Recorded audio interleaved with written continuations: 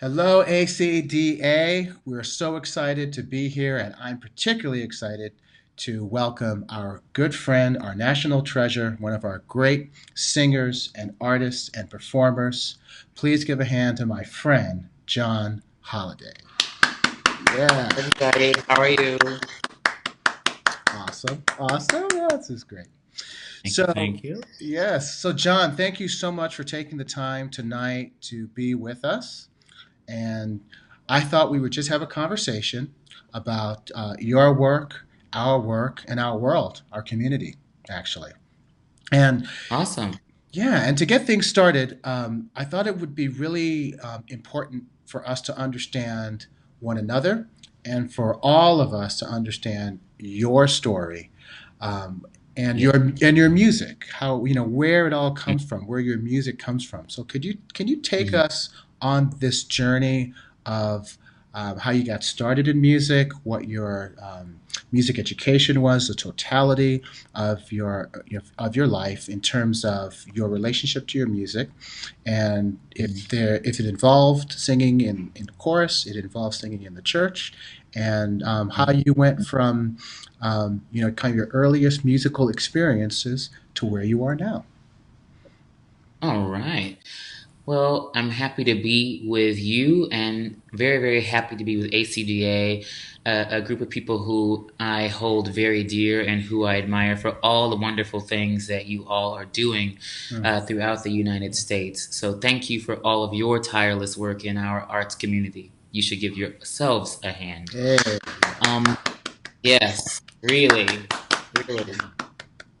My upbringing in music, I think, of course, has totally helped to shape who I am today as an artist in the world of opera and jazz. When I first started singing when I was 2 years old, as Mm. my grandmother and my mom say, and I think I probably sang before I spoke. My grandmother was the musician at my home church. My grandmother's name is Sandra Mathis Franklin, and she was the musician at my home church of Calvary Way Missionary Baptist Church in Houston, Texas, forever. Mm. And and she herself was a pianist and a singer, and so I always wanted to emulate my grandmother because she is still my heart. But I also was very fortunate to grow up in a community in Texas, in Rosenberg, Texas, in the county of Fort Bend, where music was like a way of life.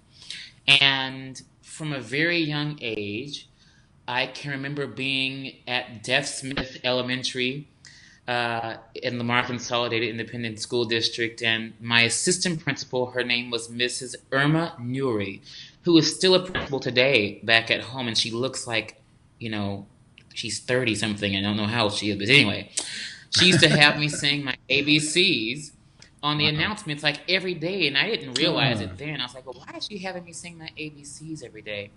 And then I would meet with my choir director. Then I don't remember my choir director's name at the elementary school there, Mhm. but I remember distinctly going to Travis Elementary, nearer to where I had moved partway through the year. And the music director's name was Mrs. Arnold, Mm. and there was a boys choir in the area called the Fort Bend Boys Choir of Texas, which is one of the most well-known boys choirs in the world, actually, Mhm. under the direction of William R. Adams. But anyway, as we were approaching this organization for auditions, my teacher was the one that said, "You must audition for the boys choir." And I can remember every morning, my grandmother, who was the choir director of my church, was also a teacher in the school district. So she would drop me off early at school with Mrs. Arnold so that Mrs. Arnold could teach me the song My Country 'Tis of Thee, because that was the song that we were going to have to audition with for the boys' choir. Mm. And so every morning, she devoted her time to me to teach me this song. And subsequently, I did get admitted into the Fort Bend Boys Choir. But I can remember Mrs. Arnold shaping me very, very much so in my very early years of choir. And I'm fortunate enough to have her now as a friend on Facebook. I haven't Ah. seen her in many years. If I saw her, I'd probably weep because she Mm. really is one of the people who opened a lot of doors for me at an early age. Mhm. And then I went on into the boys' choir and I sang in that choir for a long time. And because that choir was so busy, I thought, I don't want to be in choir in middle school, but I'll join choir again in high school. So Mhm. after I voiced out of the boys' choir, and by the way, being in that boys' choir was one of the most wonderful experiences that I ever had in my life because it afforded me the opportunity to go and see the world, Mm. to be on world stages with many artists at the time I didn't know who they were, like Denise Graves, who is simply amazing. Wow. I remember singing The Damnation of Faust, and she sang the role of Marguerite, and I sang the boy solo that called out Marguerite's name. And I had never seen an African American singer of opera, and Mm. I thought, I want to be like her. So she's one of the reasons why I sing opera. Mhm. But after I voiced out of the choir, so to speak, voiced out of the choir, I joined a high school choir, and I was a soprano then. And my Mm. first high school choral director was Mr. Waddell, who is actually now a principal in the district where I grew up as well. Then subsequently, he moved on to another position, and then another choir director came in who I really credit with. I could almost weep talking about her. Mm.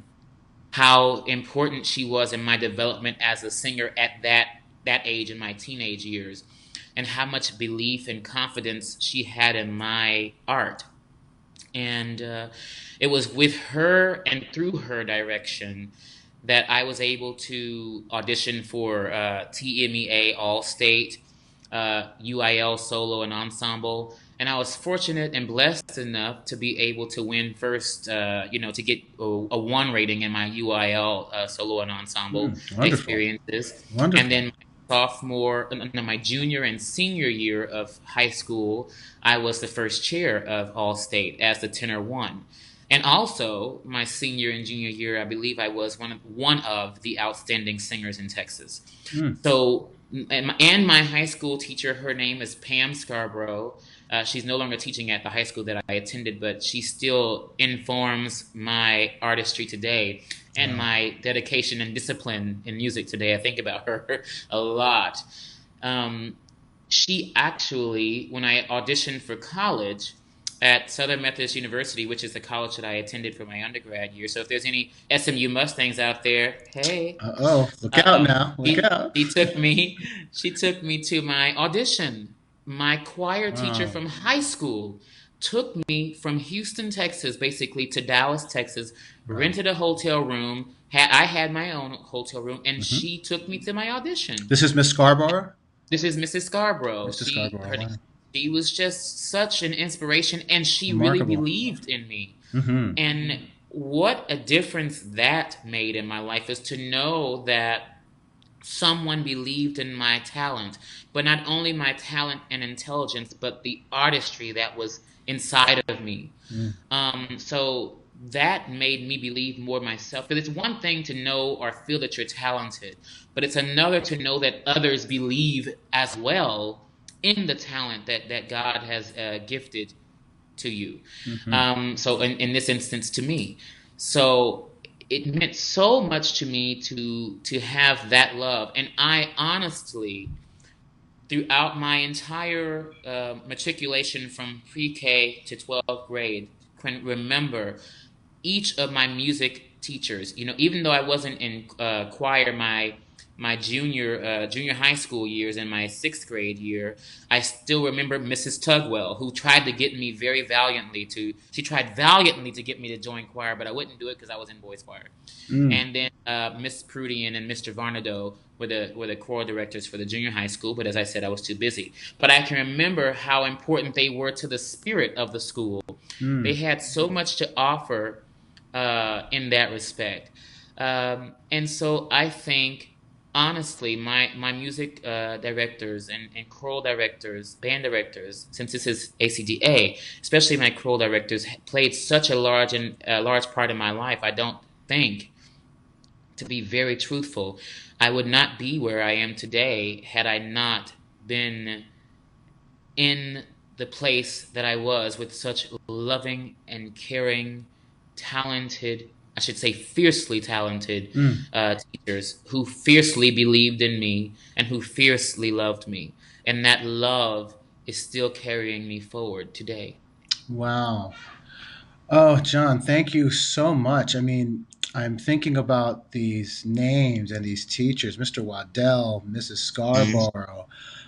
I can almost see them, you know, and I can almost see you as a small, well, as a small child, and then as a young man, Mhm. and this trust. Mhm. And I'm thinking about this notion of an ember, Mm. right? This kernel, something very small that's inside of you. Yes. And it starts to burn. It's this passion. Mhm. And Mhm. this notion of you have to care for a fire, right? That we say we tend to a fire, right? Yes. Do you Mhm. feel that um, Mr. Waddell, Mrs. Scarborough, your choral teachers? Oh, there was the third, right? Who was the first one? I don't want to forget The her. first one from my elementary school was Mrs. Arnold. Mrs. Arnold, yes. Mhm. These tenders to your flame. Mhm. Um, Mm. why do you feel, even now as you talk about them, there's so Mhm. much emotion and Mhm. still so much trust, literally, Mhm. right, in their Yeah. teaching? You talk about their lessons that, and Mhm. somehow you're still learning from them. Um, Mhm. talk a little bit about that. What do you mean when you say that? In addition to being a performer and having a crazy schedule that I'm sure Yeah. you understand, and many of you out there understand as well, I have also decided to take on a position at Ithaca College as an assistant professor of voice. And so when I'm teaching my students, oftentimes I channel those teachers who have inspired me. And so when I say that, I really do mean it. Like just to imagine, I can remember so clearly being in chorus in high school, and you had better not walked into Mrs. Scarborough's room and you better be prepared when you come in the room, or it's gonna be an issue. So I mean, those kind of standards where I'm like always prepared for every single thing that I'm doing. I know my translations. I Mm. know what the dynamic markings are. I know what the musical markings mean. I know what I think the composer intended to happen because of the way that she taught and because of the passion with which she taught music. Mm. Um, and so, in many ways, because I look up to them and I owe them so much, one of the least things that I could do is pay homage to them in my teaching Mm. and try to inspire my students the way that they inspired me, because the one thing that I always knew, and in fact I just had this conversation today with maybe two of my students, is that I always knew that my teachers loved and cared about me, my well-being, and my artistry. Mm. They really wanted what was best for me. So I've tried to take all of those things that were instilled in me from those teachers and trying to give back. You know, Maya Angelou says, when you get, give. Mm. That's And right. so I have always tried That's right. to give back what I have been given. Mm. So I thank God for that. I really do. Without ceasing, I thank God. Oh, that's so beautiful. That is so beautiful. So that Hmm. leads me to my next question, my next, because I Hmm. have such a, I'm so fascinated and curious about the trajectory of your life and career. Uh, Hmm. I've known about your work for many years now, and I know that you've recently made your debut at the Lincoln Center Festival. Yes. And if you could just tell us a little bit about where you are right now you told us a little bit about your teaching, which is very important, obviously, to all of us. But Hmm. what are you doing now in terms of your solo work and ensemble work? Do you have management? What does your career look like for those of us who don't know and should know? Can you tell us a little bit about that? Well, I am currently under the management of Columbia Artists Management, CAMI, and my manager is Damon Bristow for Worldwide Management. So I feel very honored and blessed to be among that roster, Mm. one which has had the likes of Kathleen Battle, Jesse Norman, Debbie Voigt. Leontine Price, Oh yeah. Carol Vaness, these phenomenal artists. And so it's such a joy and pleasure, and like I said, an honor to be one of the artists on that roster. I did just make my Lincoln Center Festival debut. I Yeah. made my Lincoln Center Festival debut in May, I think, May or June. I'm looking at my husband who's in the background. But I think it was May or June. But either way, Mm. it was in the role of the first male singer or the first voice in a piece called Paradise. I should say an opera called Paradise Interrupted, which is composed by Huang Ruo, and it is such a unique piece. Hmm. So I did that at Lincoln Center Festival, and subsequently took it to Singapore, probably about 3 weeks ago. So I Oh just got wow. back to Singapore, so I'm Excellent. still kind of suffering from the jet lag, you guys. So pray for me. Um, but I did that in Singapore, and after that, I'll be going to do some working in New York on a wonderful new piece, Ah. and then I'll be in Nashville working on The Messiah. Then I'll go to Mhm. Boston to work with Boston Baroque, singing the role of Ptolomeo and Julius Caesar. Mm. I'll be in Phoenix, Arizona. So Phoenix, I know you have a huge Yes. choral area there. I'll Yes, we be do. there in January Yeah. singing Oh, with absolutely. the Phoenix Symphony, the Chichester Psalms. Oh, wonderful. Uh, Yes. and then after that, I go to Glimmerglass Opera and sing the title role of Xerxes. Mm. But this role that I just did at Lincoln Center Festival is a role that I premiered in 2015 at the Spoleto Festival in Charleston, South Carolina. Wow. And it's a role that's done mostly, well, all in Mandarin, and then there's some utterances of just words, because at some point in the opera I play the spirit, or the wind, or Mother Nature. And so really, what is the voice of Mother Nature? What is the voice of wind? We don't know what that sounds like. What is the spirit of God like in all of us? We don't know what that all sounds like. Mm. So it was beautiful how Huang Ruo really took these sounds and imagined what these voices might sound like. But anyway, it was there at Charleston at the Spoleto Festival that David Devan, who is the wonderful, brilliant mind behind so many of the wonderful works at Opera Philadelphia, Hmm. that's where he first saw me, and now I'm here with you. So, Yes. Yes. Well. First of all, I saw you at Lincoln Center in that work, and Huang and mhm. I actually teach at the New School, Ah, and it was so well received, so well reviewed, including a wonderful mhm. review by the New York Times. Yes, And that does lead us to our conversation and our collaboration. The work yes. you're referring to is a new opera that has been commissioned by Opera Philadelphia, in which I'm the composer, called "We Shall Not Be Moved." Hmm. And Bill T. Jones, the great director choreographer, is Phenomenal. directing. Isn't that great? He's directing and Like choreographing the thrilled. work. Oh my God. I know, and I am too. I am too. And Mark Bamuti Joseph, the great librettist and Mhm. director, has written an incredible libretto, and that work centers on an event that happened in Philadelphia with the Move organization, and Mark, of course, has taken that story of this kind of I don't. It's not a cult so much as it was a community of people who decided to live together and Mhm. homeschool and raise their children in a very particular way and lifestyle. Mhm. The event involved a confrontation between the Move organization and the city of Philadelphia, their police and fire Mhm. departments, and the building home was burned down and six children burned in this fire, died in this fire.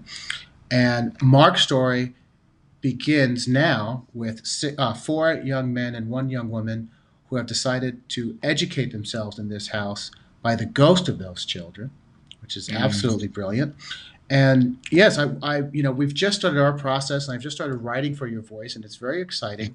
Mhm. What is it like for you to work with composers who are alive?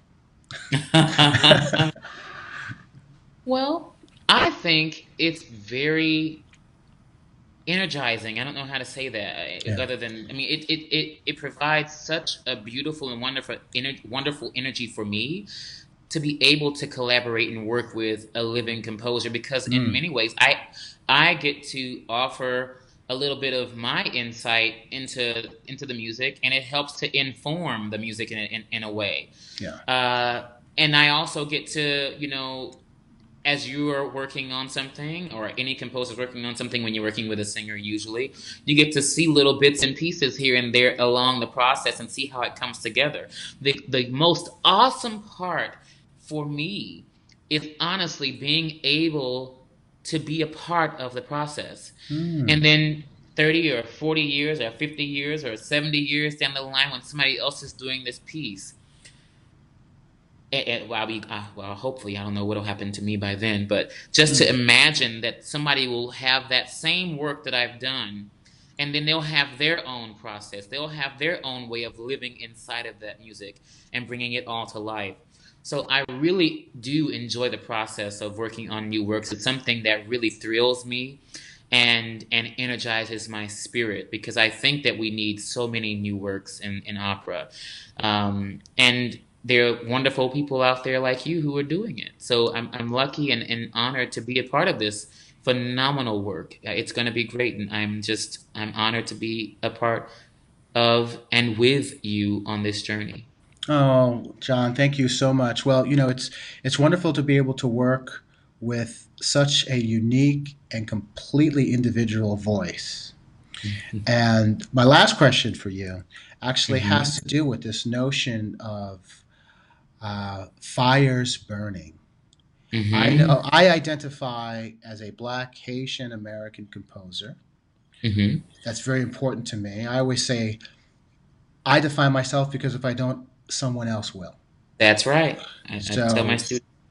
yeah, so as a composer, I define what that means to me is that I frame ideas. That's Hmm. it. And if you could talk a little bit about how your race, Hmm. your gender, your vocal type, for anyone in the audience who doesn't know, Mr. Holiday is a incredible countertenor, virtuoso. But if you could Thank talk you. about how your race, your gender, your vocal type, what is your response to what is going on in the world right now? And what is the antidote to the ills of the world? For me, I like to say, my Haitian mother always talks about, you gotta tell me what's the sound of you being alive. I say, if the sound of me being Mm. alive, it's wailing on a violin. Hmm. So, how do these things play in terms of the fires that are going on right now in this country and in others, and the role of the artist? And I'll set it up and I'll say it to you this way. I like to say when our politicians and our police fail us, Mm. artists have always led the way, Hmm. right? That's one way to say it. Hmm. And actually, just to make it even a little less severe, when our politicians fail us, Hmm. artists have always led the way. Yes. What are your thoughts on art as antidote? I recently did a concert at the Glimmerglass Opera Festival, or the Glimmerglass Festival in Cooperstown, where I didn't sing any arias. I sang a night or an evening of jazz song standards, and then some spirituals in there. And usually, toward the end of every recital I do, somehow there's always something in the world that's going on that I don't understand, and that my spirit just can't process. And so, toward the end of the recital, I always sing "This Little Light of Mine," because my grandmother taught me growing up, wherever you go, Johnny, she calls me Johnny M. Wherever you go, Johnny M, always let your light shine. So, what I have tried to do as an artist is to, wherever I am going in life, into whatever space I have the privilege and honor of going, I try to always let my light shine. Everybody can do what they're wanting to do. They can be who they want to be, because everybody should be themselves, but I'm going to always let my light shine. And with all the things that are going on right now, honestly, I'm speechless because I really don't understand a lot of what's going on. I think that we're at a time in our life in this nation and in nations abroad where there is there are so many people who have been trying to be heard. They want to be heard, and they're not feeling like they're heard. So it's reaching a crisis because no one seems to hear. No Mm, one seems to pay attention to all the things that are going on. So I stand with them and I understand, this entire Black Lives Matter movement. I am a part of that along with a lot of my friends who have really kind of decided how can we do that as artists? How can we bring the arts together mm, to make a stand? Because so often, pop stars and rock and country and every other genre, they get to have such large platforms in order mm, to speak their piece or say what they feel. And so in our art form, we have to figure out a way to make ourselves heard and to make sure that people know that we stand with them. So I saw many people, many artists, many instrumentalists who were out there in New York, D.C., Chicago, L.A., and Texas, and they would band together and create these moments of peace, of beauty, of joy, and mm. sometimes in it, the sorrow. Um, and so it's been so unique for me to watch that. I haven't been able to be a part of it because I have been so busy. But as I did do that concert on the 18th of August, I made sure that I let people know how I felt. And one of the songs that came to mind was "I Wish I Knew how it felt to be free," that Nina Simone used to Mhm. sing. And so I sang that piece, and I also sang "Strange Fruit" in my Oh, set, which is yeah, not often done. yeah. And so just to make a statement, this is how I feel, and hopefully people can understand that. And if they don't, that's okay because they don't have to understand me. It's the way I feel. And I want people to understand, but you can not have the same feeling, and that's totally fine. But the hope is that whether or not we have the same idea Hmm. or the same faith, or whether one is gay or straight, bi, transgender, whatever the case may be, rich or poor, that we can all come together and know that we are indeed stronger together. And so I hope to usher in an age of that togetherness and connectedness. It's something that I really pray for not only myself but for the all of humanity. And I can only do my part and help others to try to do their part. But as long as I live and as long as I can breathe and sing, and the Lord is willing, I will always use my gift for good. Another thing that Maya Angelou says is that you can do any good thing. And so I'm going to keep on trying to do good things. Oh, hey, I gotta. That was so beautiful, so beautiful. Thank Well, you. Mr. Holliday, thank you for taking time out of your schedule to speak with me and to speak to all of us. You've really inspired me to do good things and to Good. use our gifts, all of us, to use our gifts Yes. for the good, for good. Yes. So thank you so much, and travel well and safe. And Thank you. You too. we all, yeah, thank you, and we all hope to. We will definitely be hearing and seeing you again and again and again and again. Ladies and gentlemen, John Holliday. Thanks, everybody. Have a wonderful, wonderful time. Awesome. Bye bye, John. Bye.